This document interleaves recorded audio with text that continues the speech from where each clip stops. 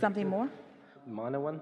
I don't know why this is, but lately, the last year or so, a couple of years, I've always loved the stars, but now when I look at them, I just get this strong sense of home. That's what it feels like. Home is the word I get when I look at the stars. What's that about? Is that the connection to the universe, or what is it? It may be, but more what it is that in your appreciation, in your focus upon them, you are finding less resistance, and in less resistance you are home.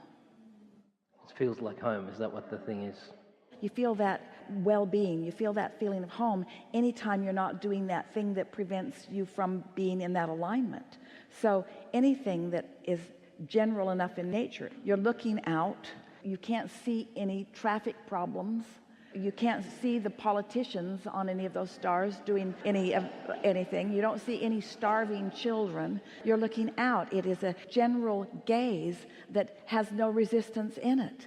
And any time that you are in a moment in time where you are focused outside of resistance, you are home.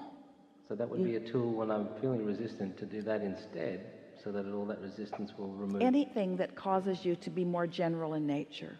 Focus on your breathing, close your eyes, listen to something, put your feet in the water if it feels warm and feels good to you. Anything that distracts you from the thought that is resistant in nature. The best analogy that we have for this, easiest for you to hear and accurate in every sense of the word, is that the home, as you are describing it, is in this place of pure positive energy. It's in this high vibration. It's being in the receptive mode. It's being there with the energy of who you really are. It's absence of any resistance between you and you.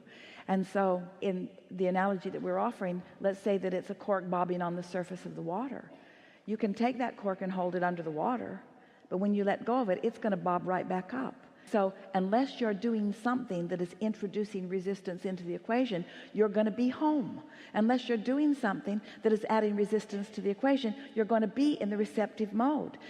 General subject matter that causes the majority of you to be doing something that keeps you from being home is that you're observing some reality that you don't want, or you're trying to defend some reality.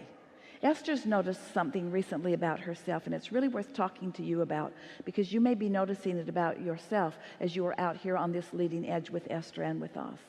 And that is, sometimes she will be in the receptive mode and she'll get a glimmer of something, a strong idea, an impulse about something. Call someone or do something in a specific way. Sometimes it's a decision, it's strong. But she will let someone else talk her out of it, or she just won't act on it. And then as that thought turns more to a thing and it becomes something that she doesn't want it to be, she realizes, I saw that coming, I had guidance about it, and I didn't do anything about it.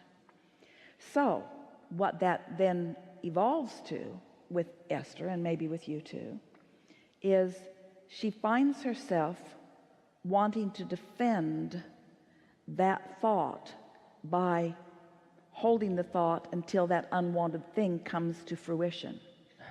Did you hear that? It's like, I thought that was going to happen, and it's almost like you make sure that it does happen because you wanted to be right.